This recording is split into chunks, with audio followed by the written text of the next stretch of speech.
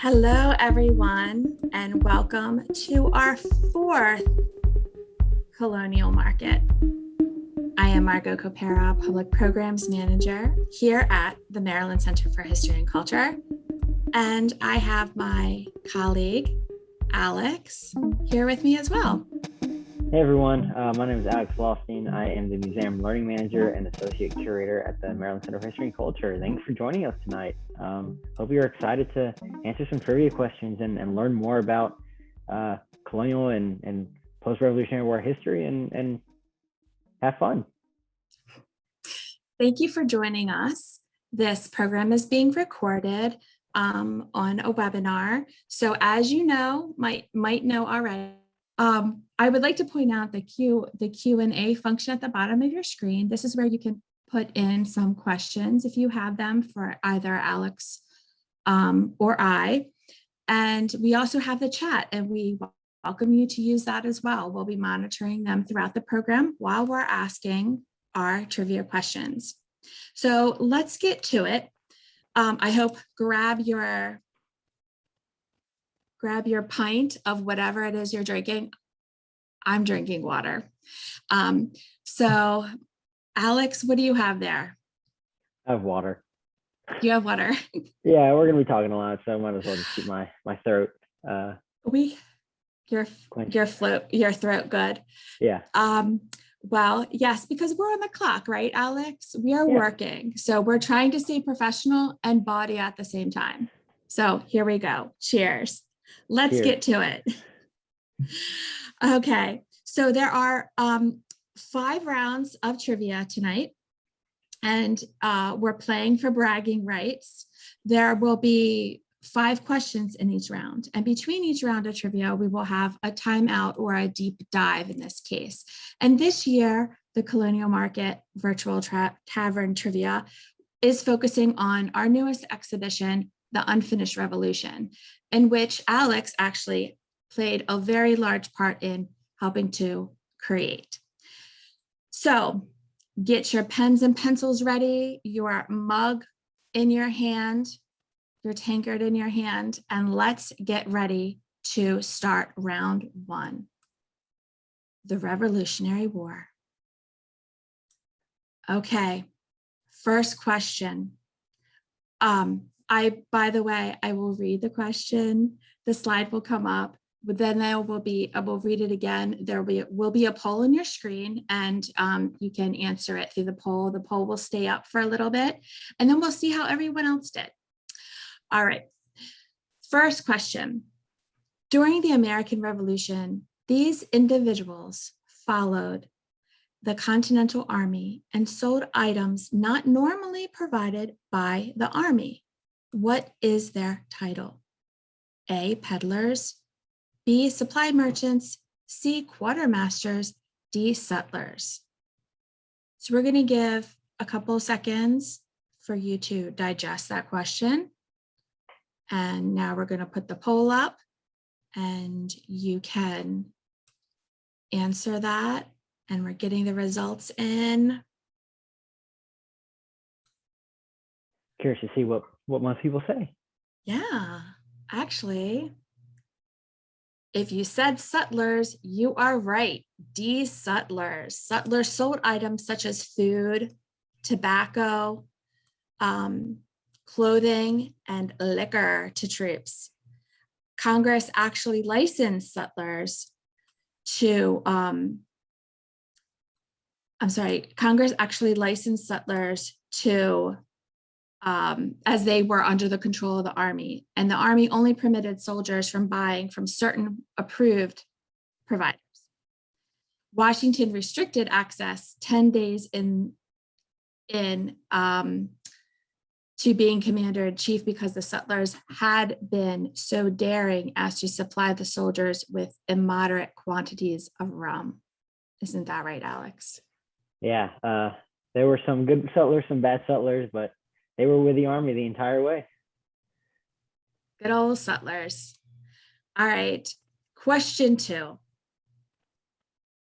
What was the name of the ship that burned in Maryland's version of the Boston Tea of Maryland's version of the Boston Tea Party? A, the Eleanor. B, the Beaver. C, the Dartmouth. D, the Peggy Stewart. Put in your answers and let's see what everyone else is saying.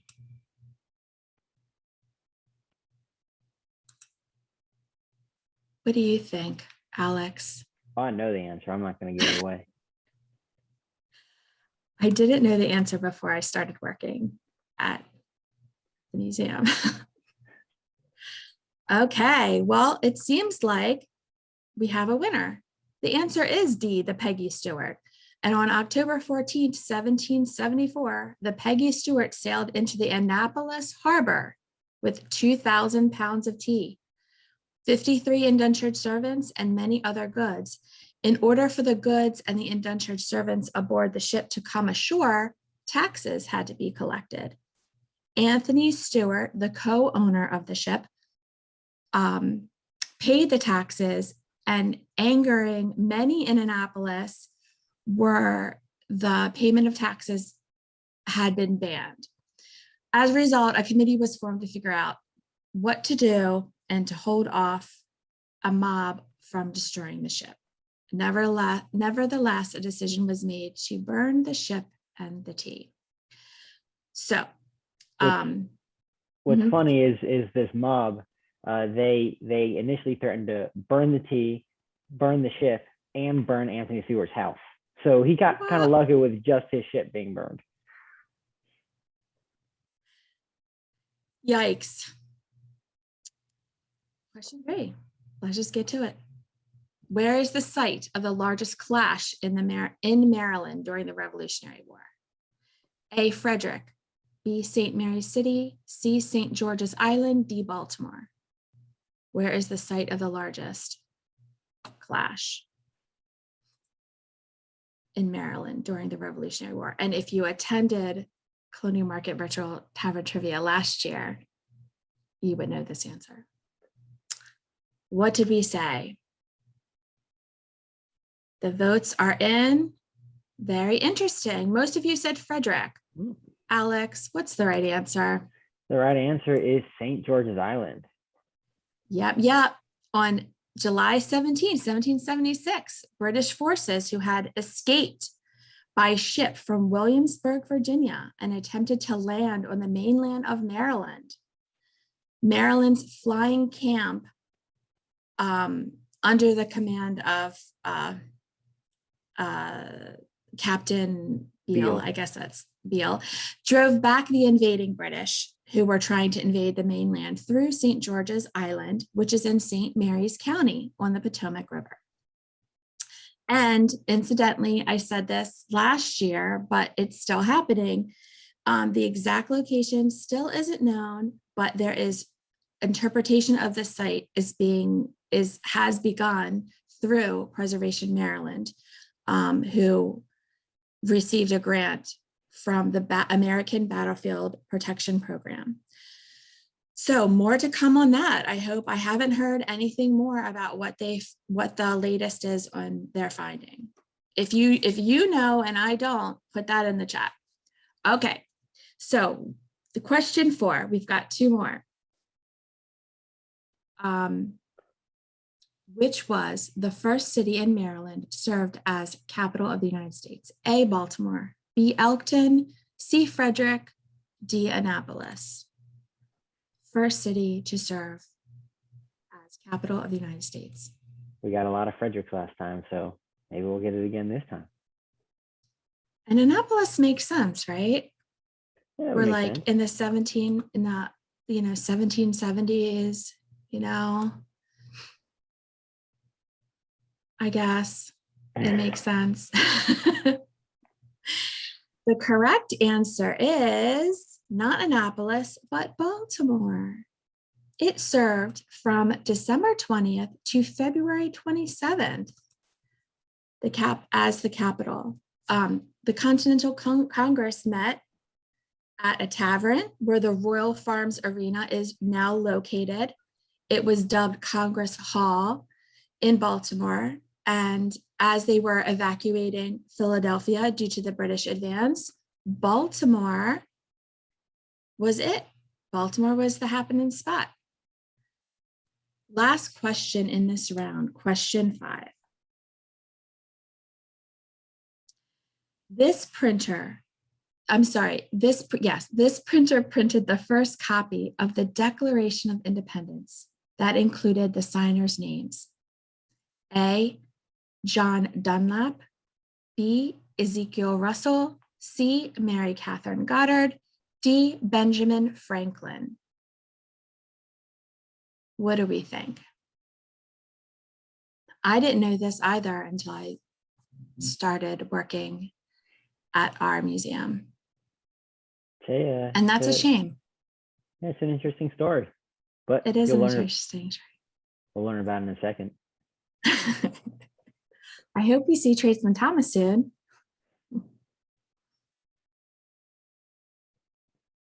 All right, the answers are in and kind of close. Most of you said Mary Catherine Goddard, and the rest of you said everyone else. Well, the answer is Mary Catherine Goddard. And to talk a little bit more about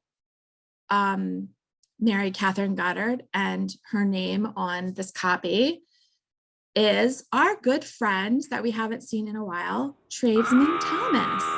Welcome. So our first deep dive is going to be into Mary Catherine Goddard and her story, but her story actually begins in the winter of 1776. During the winter of 1776, the Continental Army has been retreating through New Jersey and has made its way across the Delaware into Philadelphia, but the British are hot on their tails. As the British are getting closer and closer to Philadelphia, the Continental Congress, and these are the men, these are a couple of the signers from Maryland of the Continental Congress, they have to escape Philadelphia. Where do they go? Well, they go south to Baltimore. When they get to Baltimore, they meet at Congress Hall, which is also known as Henry Fite's Tavern. This is actually a really cool chair that came from Henry Fite's Tavern that's on display in the Unfinished Revolution. They're meeting at Henry Fite's Tavern and they are having their discussions there, and they're hearing about the war happening. And one thing that they hear about on December 25th is they hear about Washington crossing the Delaware. This is part of the 10 crucial days where Washington crosses the Delaware back into New Jersey, attacks the Hessian forces at Trenton, and attacks the British forces at Princeton. This is a major turning point in the American Revolution. It's one of the first major American victories of the war. After this victory, the Continental Congress decides they need to celebrate somehow, or they need to make a kind of highlight the moment that is happening. So what they do is they want to print a copy of the Declaration of Independence with their names on it. And here we can see a copy of this Declaration of Independence with their names on it. This is one that we have in our collection. You can see all their names printed at the bottom. It was printed here in Baltimore. Who do they go to print this? Well, they go to Mary Catherine Goddard, who is one of the printers of Baltimore. She, in her print shop, she prints hundreds of copies of this, and she does something very, very interesting. In most of the things that she prints at the bottom, Baltimore in Maryland, printed by M.K. Goddard. But on this one, she does something very interesting. She puts Baltimore in Maryland, printed by Mary Catherine Goddard. On this document, she puts her full name. We think that she understood the moment of this. She understood how important this was. And what makes this fascinating is that she's the only woman to ever appear on the Declaration of Independence.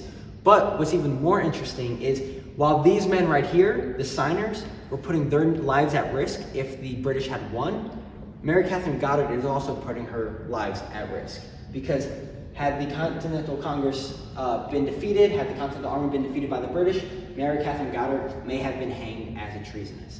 Wow, Tradesman Thomas certainly knows a lot, right, Alex? Yeah, I would hope so. But basically, Mary Catherine Goddard was actually born in New England and moved to Maryland in 1774 to take over printing of the Maryland Journal from her brother. And when the Declaration of Independence was passed, she offered up her print shop to print copies, putting herself at risk, which is what Tradesman Thomas mentioned in the video. She was the second to print the Declaration of Independence, but the first to include the names. And what Tradesman Thomas was saying was that it's what's even the cooler aspect of this is that she was the postmaster of Baltimore for nearly 14 years. And when she was asked to leave because the postmaster general didn't believe a woman could be a postmistress, over 200 people signed a petition to get her reinstated. But guess what? That failed and didn't happen. So while Alex was working on this exhibition, they noticed something really special and unique about her name, right, Alex? Yeah, we have a lot of items that are printed by Mary Catherine Goddard in our collection, but all of them say M.K. Goddard on them. This is the only one that we found that says Mary Catherine Goddard. There might be others out there, but in our collection, this is the only one that has her full name, which is really interesting for just to study and kind of understand what she was thinking and get an idea of what she was trying to mean by putting her name on there. So come check it out. We do have the reproduction out. We have an image of it, but we do have the original in our collection. You can come research in our library and check it out and look at her original printing and see her name and actually look at a printing of the Declaration of Independence. But it's a really, really cool piece. Okay, Alex, I think we're ready for round two. Yeah, so just to give everyone an idea, the Unfinished Revolution, our newest exhibit, doesn't just look at the Revolutionary War. It looks at, the Revolutionary War and what happened after. So this trivia is going to look at post-Revolutionary War Maryland as well as other conflicts. So you're going to have to stretch your knowledge a little bit if you're an expert on colonial Maryland. But I want to begin with the first question. And that is going to be, what shipbuilding task would this tool have been used for, the tool that you see in this image? Is it going to be A, sail making, B, rigging, C, caulking, or D, framing? That's a funny looking tool. It is. Yeah, we have a repro that we use every once in a while just for fun. Oh, right. Yes, I have seen that. And we had to be careful leaving it out, right? Right. So it looks like it was a tie. We have some people saying rigging, some people saying caulking, but the correct answer is caulking. This tool that you see here is a caulking mallet. So one of the biggest industries in Maryland after the Revolutionary War is going to be shipbuilding. And so when you're building ships, all the seams between the planks of a ship needed caulking to keep the water out, to make it watertight. So caulkers would use mallets like this one to drive cotton or oakum, which is going to be tarred hemp, and that would go into the seams of the planks. So in between the two planks, with a piece of iron, they would just kind of hammer it in. And then the seams below the water line would be filled with pitch, which is just kind of like a tar, and that would make it completely watertight. But this was going to be a skilled trade. To be a caulker was going to be a trade that you need to be trained on. But what's really interesting is in Baltimore, caulking is going to be mostly done by African-American shipbuilders. It was going to be a loud, noisy, gross kind of work, and it needed pretty inexpensive tools. A caulking mallet would have been easy to find in post-Revolutionary War Baltimore. You might have shipbuilders who sell them. There are individuals who make them. So this would have been a fairly easy tool to find, but we have a couple really cool ones in our collection as well. All right, well, go ahead, Marv. I'm sorry to cut you off, Alex. This particularly is something that we're going to hear more and more about, if you haven't already, in our local news, because there is some current research happening in Baltimore City on two houses that were used and lived in by the caulkers. And the image that you're seeing now is the two houses.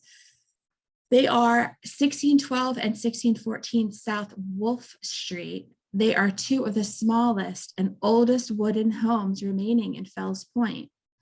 The houses were built somewhere between February 1798 and 1801. And between 18 1842 and 1854, these buildings became homes to African American ship caulkers. And there has been some archaeology done on the grounds lately that has been out there in the paper even, because right now the Society for the Preservation of Federal Hill and Fells Point is working to preserve the caulkers' houses. The shipbuilding, like Alex said, the shipbuilding industry in Fells Point depended on free and enslaved Black labor, and it was dominated by Black workers, including Frederick Douglass, who worked as a caulker in Baltimore in the 1830s. For a time, the Black Caulker Association held a near monopoly over Baltimore's caulking industry. Then when Europeans started to arrive in the mid-19th century, they were competing for work. The houses on Wolf Street were named after the caulker house, named the caulker houses in honor of the caulkers who lived there. However, the houses also are known as the Two Sisters houses. So be on the lookout for that. And the image that you see here is a visit that we recently did and took a little looking around, but you too can drive by. They were just replacing the roof. I'm not sure if they took down the scaffolding, but they are very, very cool to see, and way more to come on that. I just wanted to let everyone know about the current research being done in our city.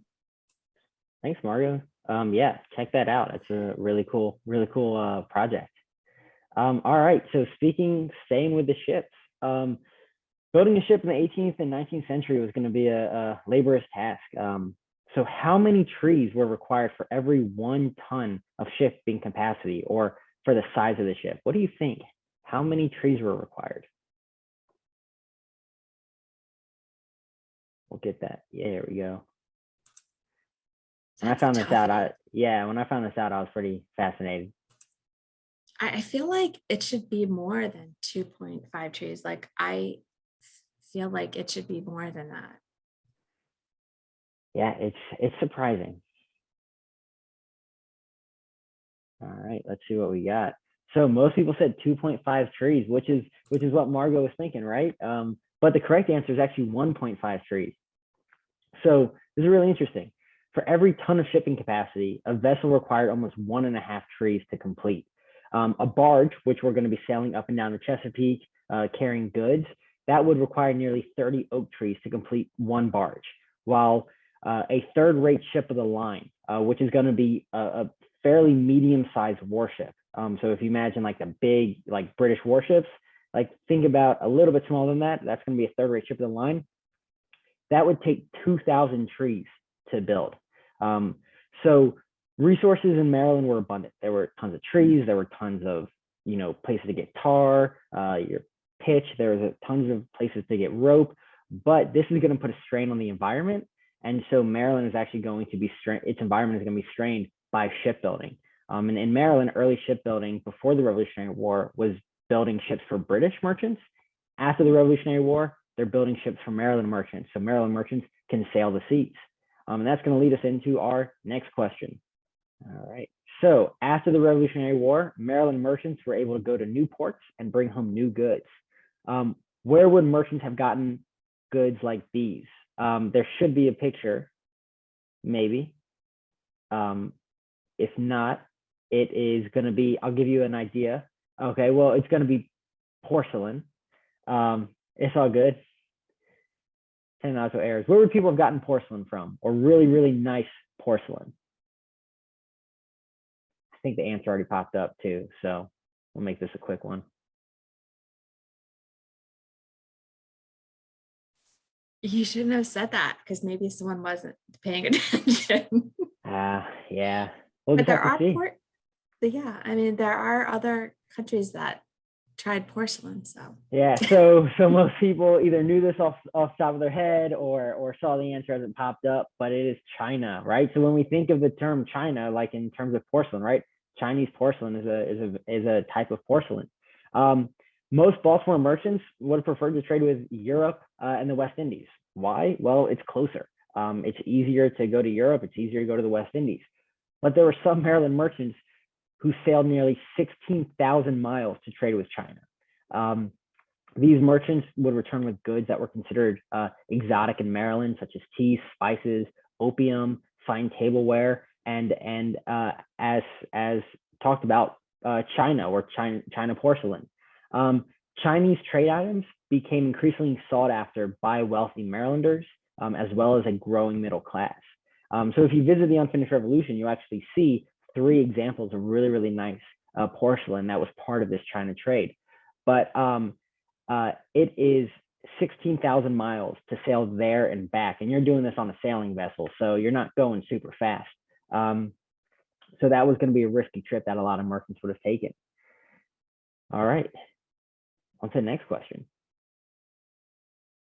What agricultural good overtook tobacco as the primary crop of Maryland? Was it going to be A, wheat, B, cotton, C, corn, or D, none, because tobacco has always been the primary crop?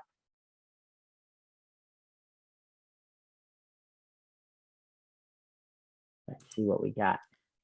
I feel like in school, they don't really talk about this.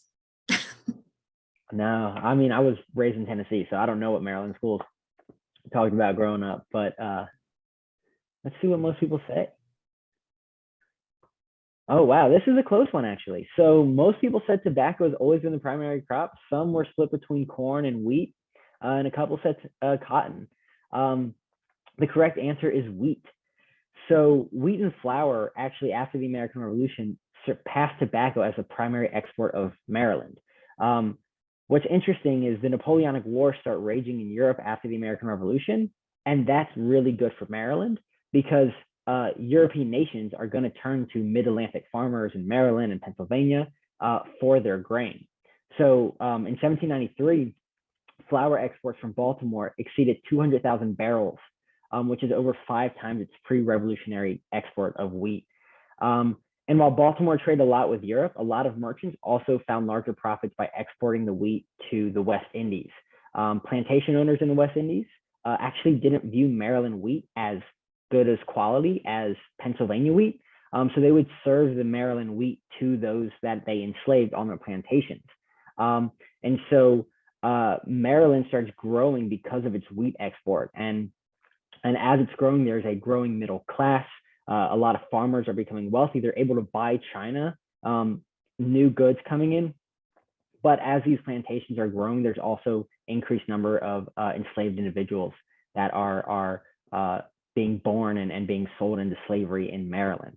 But wheat is going to be that new crop that everyone's going to do. And your big wheat production areas are going to be Howard County, or what would be Howard County, Carroll County, Baltimore County, and kind of around Baltimore. That's where you're going to have a lot of wheat being grown.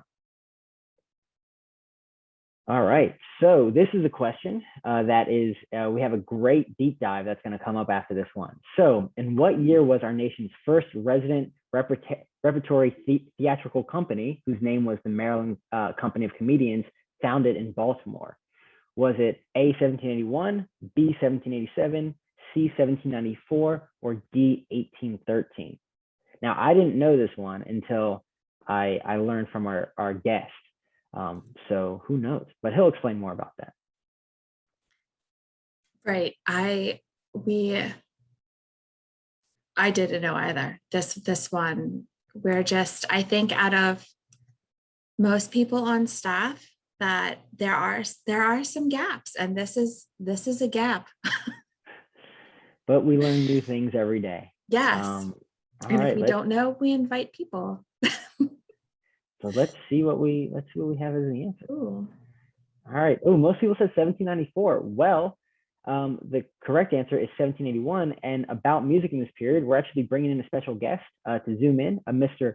George Ellicott, one of the families that founded Ellicott City 250 years ago, just before the American Revolution. And he's going to talk with us, give us a deep dive, and provide some great information. Welcome. Oh, hi.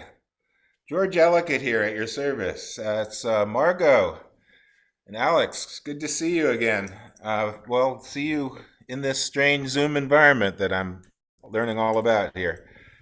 So I, uh, I was just remembering about my music, and actually by your previous question, the wheat, because our family was all about building the best mills. We were probably technologically some of the best mills in the world, in here in Maryland and spreading the East Coast. And yeah, we were exporting wheat, and I helped dredge the harbor in Baltimore to make room for our wharf down at Light Street and yeah, right in the corner of the harbor there. I was spending a lot of time down there a while, and I got to meet some of the musicians and see some of the music. It wasn't my main thing, but 1781, yeah, this during the war, and they this it sounds like a bunch of, you know them as stand-up comics, but this was more comedians, was more theater and art, and they had traveling shows. They had some operas, like The Poor Soldier was produced in London and then came to America, was produced. And yes, I remember the city was growing through this whole period. So you talk about those other years. And in 1787, I think that was the year I met a John Durang, this incredible performer that was known to be able to sing and play the flute at the same time, and or the panpipes. And he came through town in the made kind of splash. There's the Holiday Street Theater, was a big building, almost as big as our mill, and it was a big stage that was built in around 1794, and shows would come down from Philadelphia in the summer for a growing crowd of people watching more theater and musical shows, marches. We had some composers around here. And that last date you listed on there with 1813, I remember that was, and again, during the war, they renovated the Holiday Street Theater in Baltimore and made it even bigger and put in gas lights around then. So that was kind of exciting expansion of theater. But, you know, folk music in the countryside, like out at Ellicott Mills and in the countryside, was more like it always is, but there was a growing middle class. And especially in Baltimore, music publishing there and in Philadelphia was very big. And more middle class people were learning music and dance. So I don't know how much time I have left here. I've run on a bit about music growth in our city of Baltimore. Um, No, keep going, Mr. Elliott. you Ellicott, know, most Ellicott. um, yeah, I must always get the request for Yankee this tune.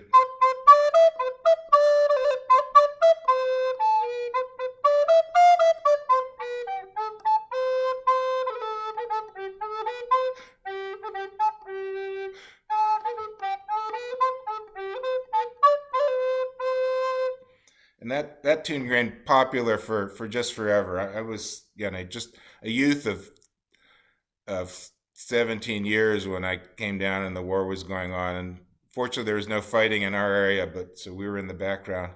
But after the war, we were dredging the harbor, building our ports, improving our mills, all through that next decade. And parlor music and sort of evolved to be more generally popular. And around 1802, I'm going to play a tune from 1802, which is a wonderful English country dance tune. And you might think of people in elegant things like doing minuets and country dance motions in fine form. But eventually, the waltz of this three-quarter time kind of took over. And in later years, it was a very popular uh, with all peoples, and there was big dance halls that would accommodate people and bigger bands and bigger, noisier instruments into the as time evolved. So anyway, let me play you the Duke of Kent's Waltz. It's one of my favorites, and then we'll move on to other stuff. And if you have any other quick questions, we'll go on to future further trivia. This is Duke of Kent's Waltz. Sorry.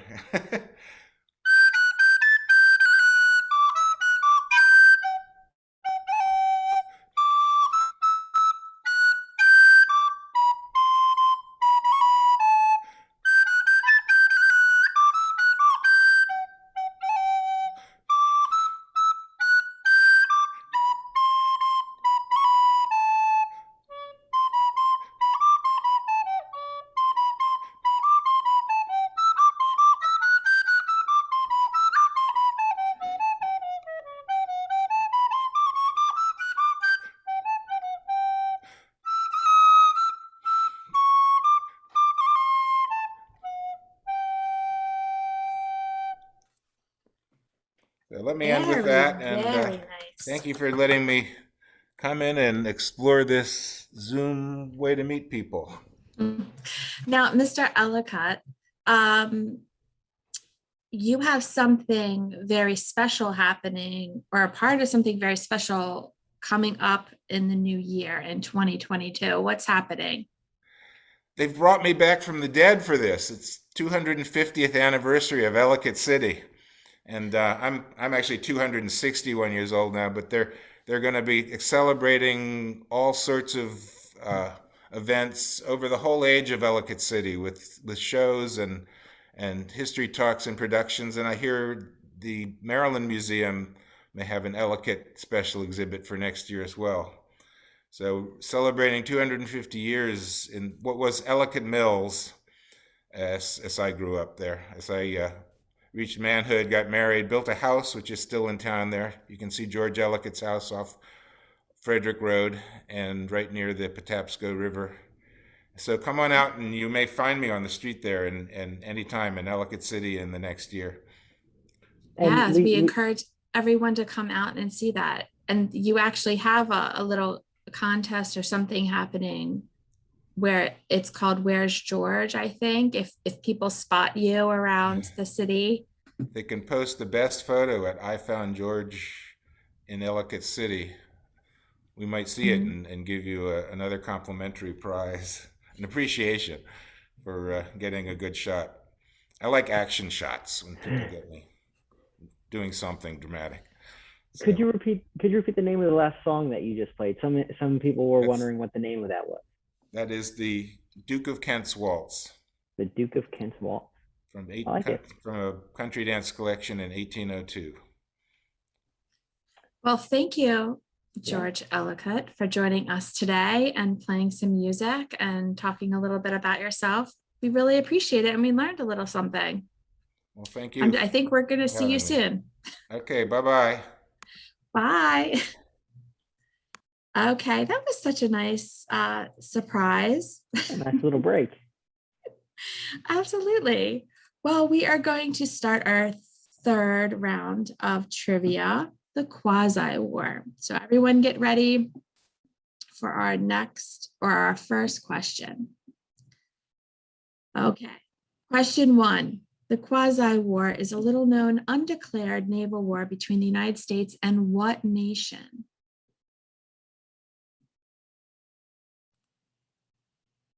The Barbary Pirates, Spain, France, or England. This, I had told Alex, this is a little-known war that is not talked about very much.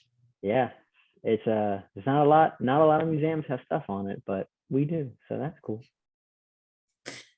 I see you changed your background. You're in another area of our exhibition tonight now. You moved. Give everyone a virtual tour.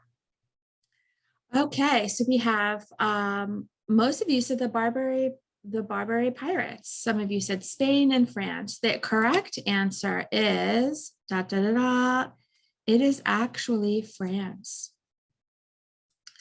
So resenting US neutrality in the French Revolutionary Wars and the Jay Treaty, France ordered a guerre de corps. Yeah, decourse or commerce raiding against the American merchant ships. It also renounced the 1778 agreement that we had that freed vessels made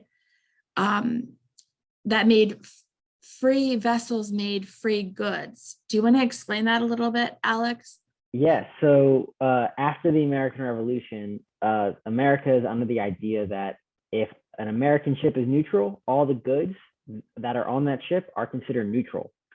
And that was a deal that we signed with the French when they joined the American Revolution in 1778.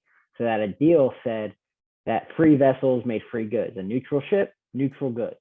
But as Margot told you, the French got rid of that aspect, which allowed them to attack American merchant ships. So what ended up happening in very short terms, President Adams signed a bill ordering American warships to seize armed French vessels attacking American commerce. About a little bit later, Adams signed an act permitting the US Navy to attack any armed French ships. France attempted to restore relations in the future, but the quasi-war had begun already, and the fledgling US Navy and its Maryland sailors were at the forefront of the fighting. And most of these wars, most of this action was seen in the Caribbean. Isn't that correct? Correct. Between 1798 and 1800, most of the fighting is in the Caribbean, and there's one ship. Let me make sure we don't have any questions about it, just so I don't give anything away. Actually, I'm not going to, because no. So one of the ships is this one behind me, which is a model of the USS Constellation, and that served. It was built here in Baltimore, but we'll talk about that later.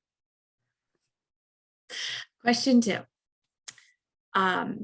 What did it mean to be impressed by the British? A, to be in awe of their power. B, branded. C, to be forced into naval service. Or D, to be kicked off a sailing vessel. I'm pretty impressed by this question. I had a feeling that was coming. Yeah. Ooh. It looked like there was a landslide happening, but we have some others in there. The correct answer is yes, to be forced into naval service. That is correct. That is the right answer.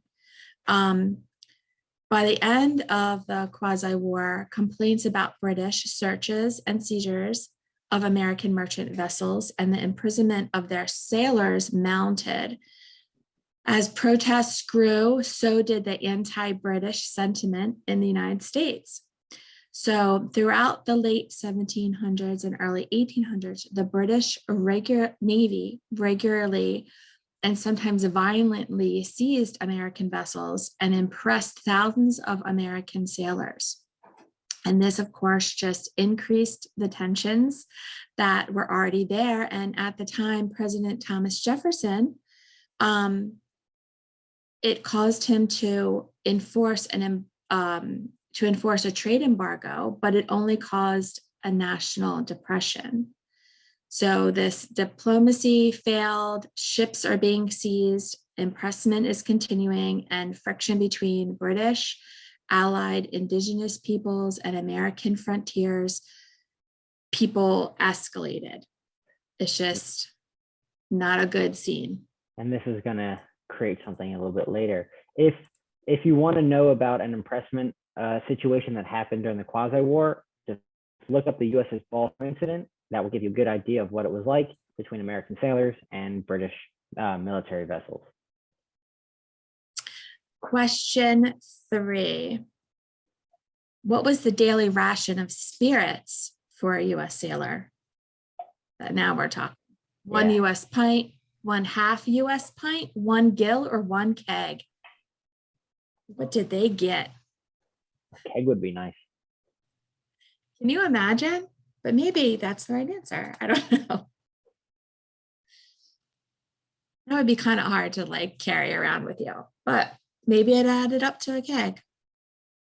I mean, I do know the answer, but it could make sense. Okay, it's close. Well, for everyone out there that said 1/2 pint, you are correct. It was 1/2 pint. Inheriting Britain's Royal Navy tradition of providing sailors with a daily ration of rum in the 18th century, the US Navy established in 1794 that sailors were to receive 1/2 pint of distilled spirits a day. In 1806, the Navy encouraged the sailors to accept whiskey as a substitute for the more expensive rum. Sailors who did not wish to imbibe or were underage were paid an extra 3 to 6 cents a day. US Navy sailors were allowed to keep their own stock of beers and unstilled spirits at the discretion of the commander till 1899. Very interesting. Yeah, I can imagine what 1900 looked like after they got rid of allowing them to have alcohol. Question 4. Who came to power during the Quasi-War? Was it Thomas Jefferson, King George IV, Charles IV, or Napoleon Bonaparte? Wow, we are getting 100% of one name here. Extra points to whoever knows who Charles IV is the king of. If you put that in the chat, I'll give you extra fake points. Extra bragging rights, right? Yeah, there you go. Well, the answer is Napoleon Bonaparte. So 81% of you said that. Napoleon Bonaparte did come to power during the coup of 1799.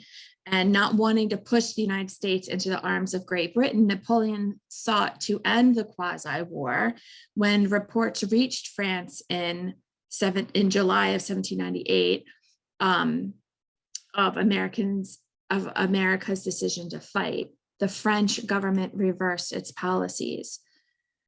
So the Quasi-War, by the way, eventually ended at the Convention of 1800 with the Treaty of Mortefontaine. Yeah.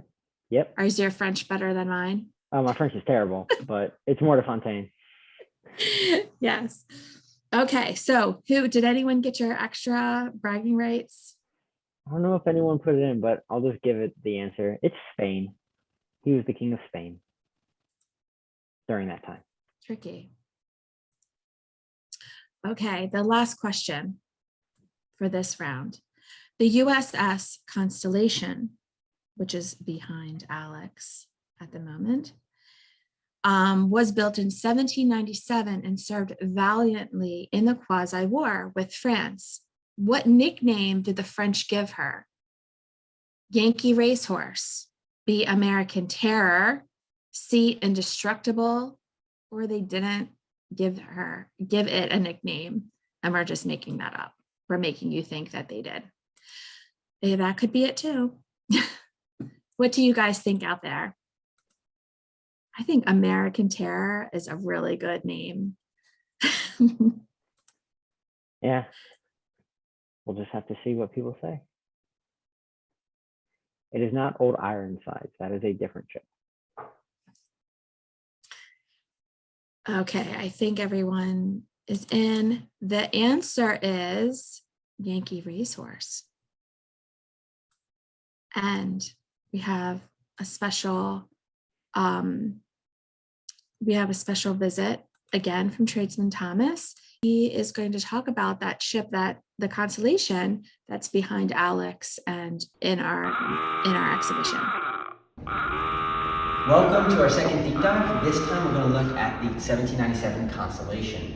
In 1794, Congress authorized the construction of 6 frigates for the United States Navy. These frigates are actually fairly interesting because they are specially designed to be fast enough to outrun British ships of the line or European ships of the line, they're big warships, but more powerful enough to overpower British and European frigates. So these are fast, powerful ships. In 1797, the USS Constellation is launched in Baltimore. Its captain is Thomas Truxtun. The Constellation is being fitted out, but in 1798, the United States enters into a war with France, or a quasi-war. It's an undeclared naval war. The Constellation gets its first action in that war. This ship is going to sail down to the Caribbean. It's going to be stationed in St. Kitts, where it's going to work as it's going to work in a squadron. So what it's going to do is it's going to transport and provide escort for merchant vessels who are being attacked or threatened of being attacked by French vessels. But it's also going to go out and hunt for French privateers and French naval vessels. Its first action takes place in 1799 with the battle against the Insurgent. And behind me, you can actually see a print of that battle happening. The insurgent is spotted by the constellation, and the constellation starts chasing after it. In this battle, a squall hits, which is a big burst of wind. That squall is going to take down the main mast of the insurgent, and the constellation is going to be able to go up and capture it, or start fighting. It's going to be able to reach it. The fighting lasts for about an hour, and then the insurgent strikes its colors, or surrenders. During this is the first major victory of the United States Navy against any foreign vessel. So this is the Constellation's first victory and the first victory of the United States Navy. It's not going to be the Constellation's only battle, though. In 1800, the Constellation is going to see the Vengeance, or La Vengeance, and it's going to chase it. It's going to be a 7-hour chase between the Constellation and the Vengeance. About 3 hours into the battle, the Vengeance loses its about 180 members of its crew, and it surrenders. But as the Constellation is about to capture it, the Constellation's mainmast, this middle one right here, collapses. The battle ends with the Vengeance sailing off, and the Constellation is kind of floating, waiting for repairs. That's going to be the second victory, or what we consider a victory, of the Constellation. But that's where the Constellation is going to get its nickname, the Yankee Racehorse. The French are going to see the Constellation. They're going to see the fast, powerful ship. They're going to see all the guns. They're going to experience it, and they're going to name it the Yankee Racehorse. What's really cool is in our collection, we have this book called The Yankee Tar. This is a book written by John Hoax, who was a sailor on the Constellation during its time in the Quasi-War. During this time, he's there while they're fighting the Insurgent. He's also there while they're fighting the Vengeance.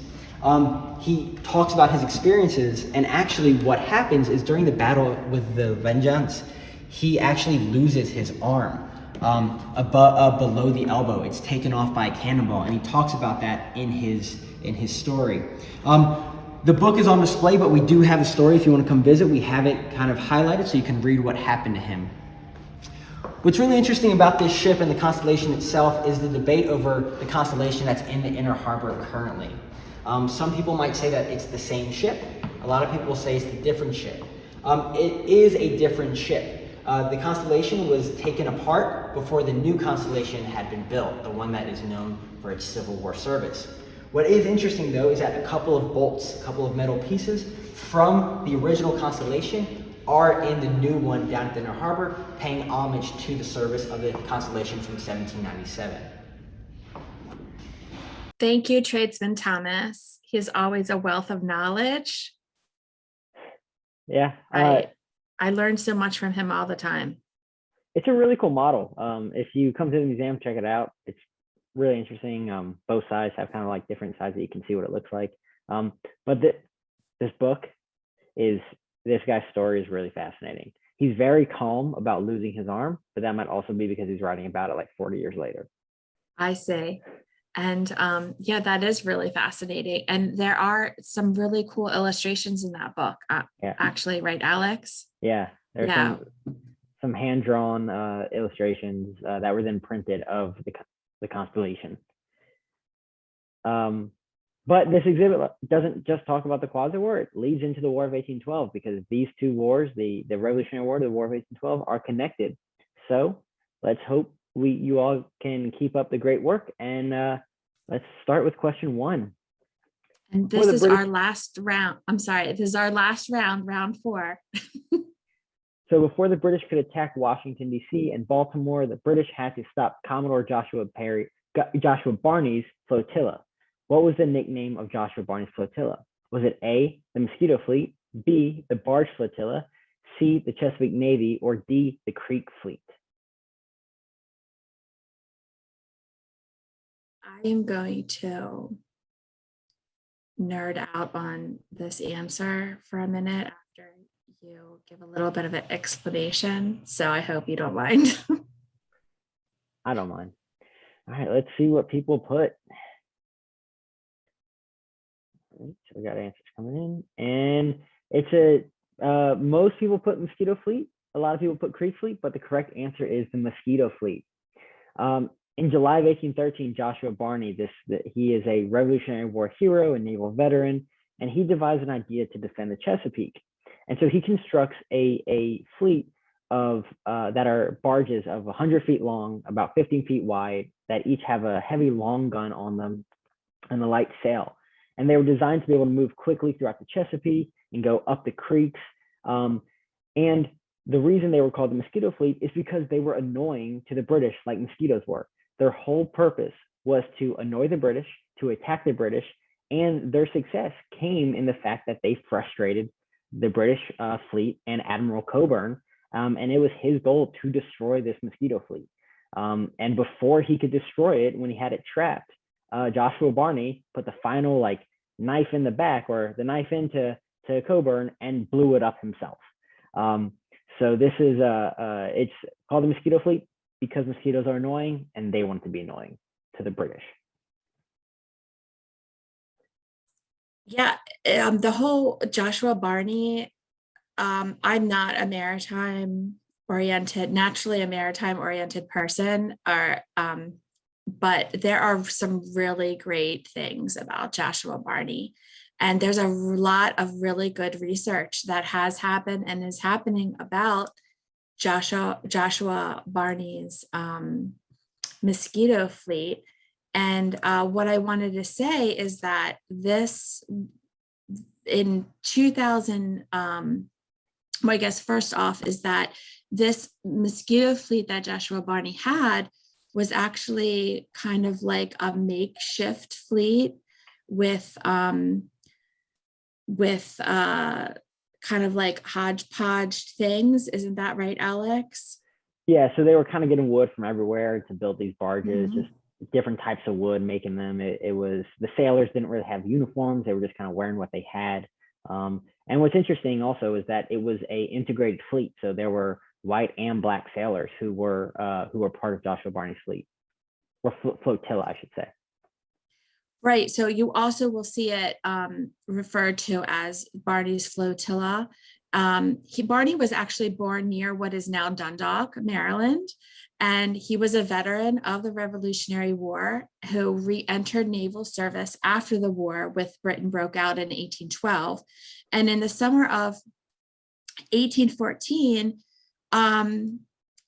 he ended up being the commander of the Chesapeake flotilla, this makeshift fleet of shallow draft barges and things. And they actually had they did a very surprisingly effective job, as Alex described, of delaying and annoying the British.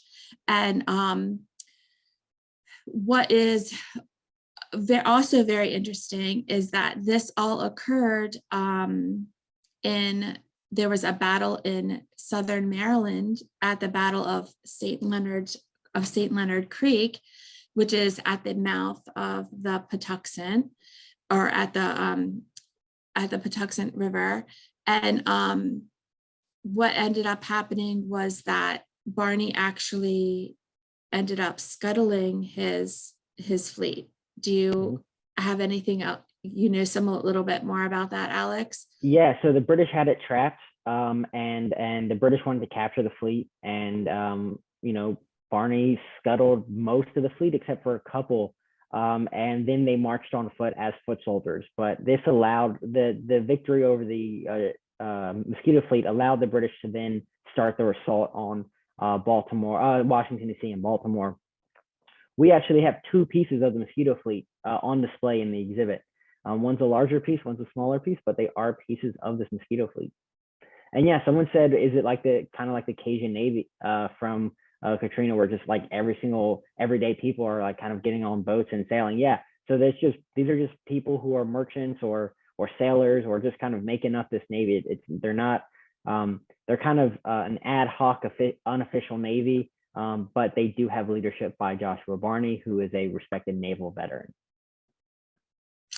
And in 2010, there actually was some research being done in around the St. Leonard Creek area by Susan Langley, who is the the state underwater archaeologist, and they were looking for where Barney had scuttled.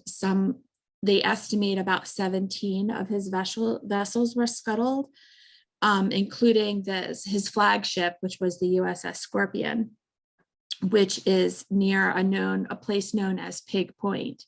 So there are some articles in the paper going back to 2010 about some of the research that they did. And if I'm not mistaken, just from some things that they did find some of Barney's flotilla. So more to come with that, or if anyone knows, they can pop it in the chat too. So question. There you go. All right. Question 2. Let's see what we got.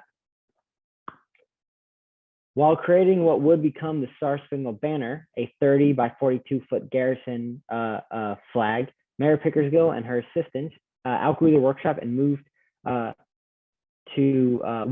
where for more room? A rope walk, B, a warehouse, C, a brewery, or D, Fort McHenry. And as you can see behind me, we have 5 full-size stripes of the flag that she made on display. So just imagine 3 more of these walls on top of each other. That would be the height of the flag. All right, let's see what we got. All right, so answers are coming in. And all right, so it looks like a tie between a warehouse and a brewery. The correct answer is a brewery. So when George Armistead, who's the Major General George Armistead, who's in charge of Fort McHenry, I got to figure out what I'm thinking here, Fort McHenry, when he assumes the command of Fort McHenry in 1813, he begins preparing for an eventual British attack, and he realizes that he doesn't have a flag. He doesn't have the flags he needs. So he makes a contract with a woman named Mary Pickersgill, who is an experienced flag maker within the city. And so she makes 2 flags for him. One is going to be a smaller storm flag, which is going to be flying during the bombardment of Fort McHenry. And the other one, and that one is 17 feet by 20 feet, by 25 feet. And then a second large garrison flag, which is going to be 30 feet by 42 feet. Mary Pickersgill, her 13-year-old daughter, Caroline, her 13 and 15-year-old nieces, Eliza and Margaret Young, a 13-year-old black indentured woman, and named Grace Wisher, and possibly Mary Pickersgill's mother, Rebecca Young, worked on the flags. But the project was too big for her flag shop. She had never made something this big. So what they did is they moved across the street out of her shop on Pratt Street to Claggett's Brewery. And at Claggett's Brewery, they used the malt house floor, which is where they dried the malt. And so Mary and the other seamstresses worked in the evenings using candlelight. It took about 6 weeks to make this flag using candlelight. So this is a very impressive flag. In 2012, to commemorate the 200th anniversary, we made a full-size replica, which fills up our entire auditorium. And it is incredibly heavy. It took about 15 men to raise this flag in Fort McHenry. So it's an impressive flag. But if you come in the museum, you can actually see how tall you are compared to this flag. All right, question number 3. All right, so we see this hat. What is the stereotypical hat from the War of 1812 called? This one that you see. Is it called a shako, a kepi, a tricorn, or a bowler? And I believe this image is from, we've had this hat on display in other places, but in the past, but in our new exhibition, we have one displayed again, and you can kind of see it through the yeah, it's right the plexiglass. There. Yeah, if you're in the exhibit space, it's right there. All right, let's see what people said. All right, most people said a shako hat, and that is correct. So the shako hat was going to be the style of hat worn by the United States, by the British, by Europeans. It was going to be the style of hat at that time. But if you look on your screen, the interesting thing about Shako hats is you'll see that there's kind of another item in the image. That is going to be a hat plate. So sometimes the Shako hats would be plain like you see here. Sometimes they would be decorated like you see with this guy, with a plume and maybe a ribbon around. But a lot of times they would have these plates that would go on top of them.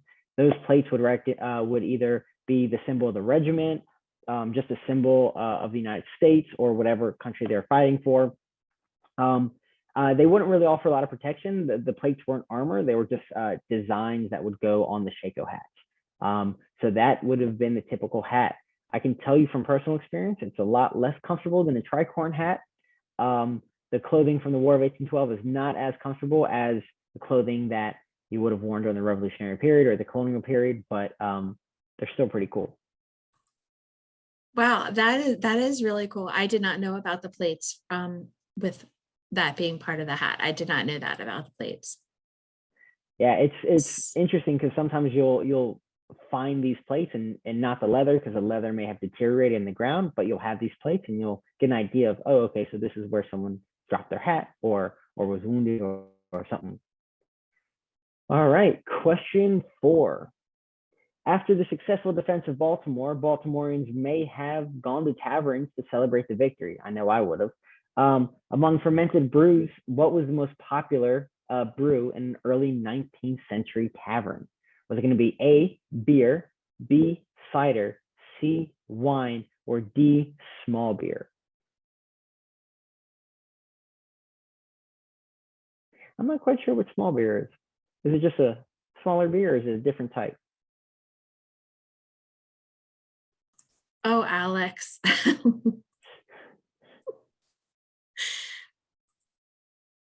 the whole like alcohol drinking, historic alcohol drinking is just very fascinating. It is very, very fascinating. Do we have any home brewers out there playing along with us? Because there are so many books that are just fascinating, even if you're not a home brewer, but I'm kind of curious to see who brews their own drinks out there. So most people put cider. A lot of people put small beer. Some people put beer and wine. The correct answer is going to be cider. So although distilled liquors such as whiskey, rum, gin, brandy were beverages of choice, which had about 45% alcohol content, hard cider that had about 10% alcohol content was extremely popular and enjoyed by the many. Wine was rarely favorable because not a lot of people drank it, maybe a little bit more expensive. It was kind of a process that you would have had to have a lot of land for to grow your grapes. There was also a lot of wheat there were not a lot of grapes in Maryland. There was a lot of wheat in Maryland. Beer lagged behind other choices, and the small beer, which was a simple homebrewed version, contained less than 1% alcohol. The general rule when it came to alcoholic beverages, water is bad, alcohol is good. Why is that? Well, water is a little bit unsafe at this time, a lot of bit unsafe, I should say. And alcohol is going to be boiled water. It's going to be distilled, and all the bacteria is going to be killed. So it was thought to be safer and healthier. What's interesting is alcohol apparently cured a lot of things. It could cure scurvy. It could cure snake bites. It could cure a broken leg, apparently. And it can also cure women who were in labor or help take away that pain. So alcohol had a lot of interesting purposes, but I'm pretty sure after the successful defense of Baltimore, they weren't trying to cure anything. They were just trying to celebrate. So it looks like we are on our last question, and the last question for our trivia. Yeah, so this mug is called the Edding Cup. It's etched with names and images, and the names are associated with what event? A, success as privateers, B, the Battle of Baltimore, C, the end of the War of 1812, or D, winning trivia in a trivia tavern night. Come on, we know it's D. Yeah, 100% D. This is one of the first objects when I became really familiar with our museum that I've been drawn to always, and it's just it is just it's just fascinating, and I can stare at it for long periods of time because I'm always finding something unique about it. So it's really cool, and I hope maybe we're going to learn a little bit more about it. All right, let's see what people put up. And most people put the end of the War of 1812. One brave person put winning Trivia Tavern night, so I appreciate that. But the correct answer is the end of the War of 1812. They didn't, I don't know if they had Trivia Tavern night at that point, but maybe someone could invent a time machine, we could go back and host it. That'd be pretty interesting. All right, so I think we have Tracy and Thomas talking to us a little bit more about the Edding Cup. So let's hear what he has to say. So our third deep dive is, and our final one, is into the Edding Cup. This is one of the coolest pieces that we have on display in the Unfinished Revolution. It's at the end of the exhibit after you kind of walk through and learn about the defense of Baltimore and the attack at North Point in the War of 1812. The reason why it's at the end is because this cup was made after the successful defense of Baltimore by the British attack in September of 1814. The British attack on September of 1814 to try and capture Baltimore. They bombard Fort McHenry, and there's a successful defense of Fort McHenry by the American forces there. After the battle in 1814, about 12 men gathered together, and they took this blackened tin cup and they etched their names into it. And what's really cool is all of their names are still really easy to see. There's really interesting designs at the bottom, kind of like they were doodling a little bit. And you can see that there's one big name, S. Edding. That's why we call it the Edding Cup, because of Solomon Edding, who was one of the defenders of Baltimore. George Armistead's name is on this as well, so there's some big names on it. But what's really cool is on one of the sides, the art that they have drawn on it. So you can see that there's a cannon, there's a sword, there looks like to be a cup or a drum. But it's not just on the outside of the cup, it's also on the bottom. So there's a mirror on display where you can actually see some names at the bottom. This is really cool because this shows us what was going on after the fact. People were celebrating, people were gathering, they wanted to make this a memorable moment, and so they do that by drawing on this cup. And around all sides, you can see all these different names, their different signatures, and so it really tells us and gives us a good idea of who was involved. What makes this even more interesting is that the fact that it's not just the big leaders like Armistead, it is privates, it is everyday people who have their names on this cup, kind of showing that the celebration was for everyone, not just the big people, but almost every single person who helped defend Baltimore. So this cup, like I said, is on display at the end, kind of signifying the end of the war. It's interesting that it's in a tin cup because these a lot of times would have been used at breweries or taverns. So we like to think that these men may have all been gathered at a tavern, maybe at one table, drinking, celebrating, and putting their name onto the cup. So feel free to come by and check this out after tavern night. Check out our own tavern cup with a lot of these cool names. Spend some time trying to see if you can read the names on their own and figure out where all 12 men have their names. But this is the Edding Cup. It's one of our favorite pieces, and come check it out. All right. So, interesting thing about this is our apologies. The correct answer is the after the successful defense of the Battle of Baltimore. So those who got that right, add an extra point on.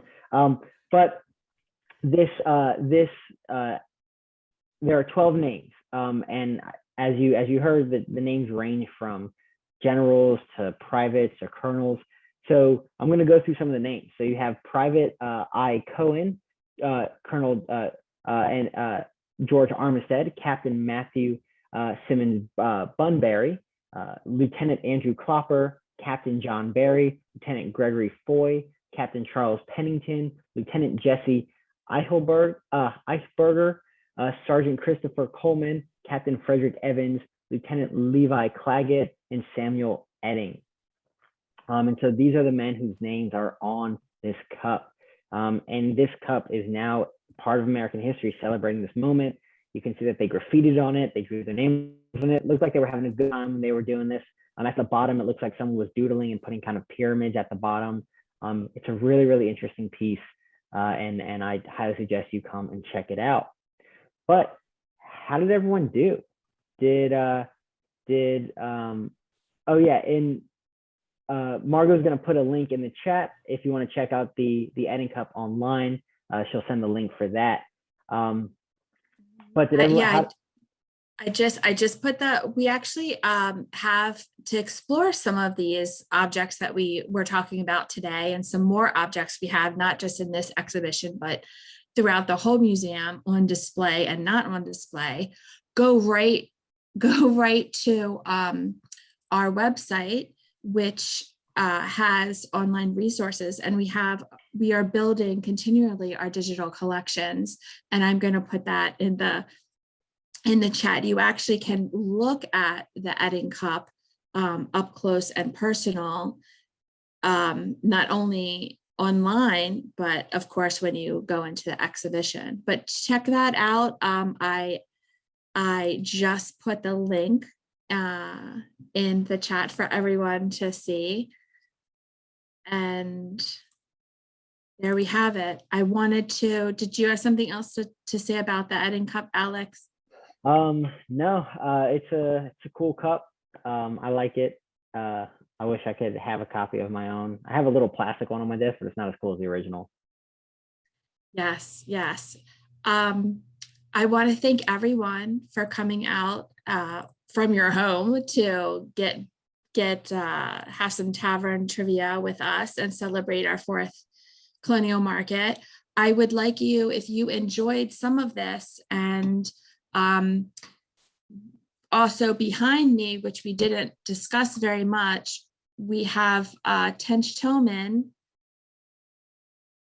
his uniform, which is on display. This is actually a reproduction. However, next week on November 4th, we will be doing an incredibly fascinating discussion on Tench Tillman's uniform with Neil Hurst from Colonial Williamsburg. That is an FSK from home, where we are going to be discussing and asking him questions about him reproducing Tench Tillman's uniform for us for this exhibition. So go ahead and register for that one. That is really going to be a good one. And we also wanted to thank very much our very special guest, Mr. Ellicott, which goes by Steve Billenow. Thank you so much for joining us this evening and sharing your talents and information with us all as you portrayed George Ellicott. And we just thank all of you for participating tonight. Thanks for coming. Come visit this exhibition. We put a lot of hard work into it, and there's a lot of really cool things we didn't get to learn. We get to talk about today. So thanks again so much for joining us, and hope you have a great night.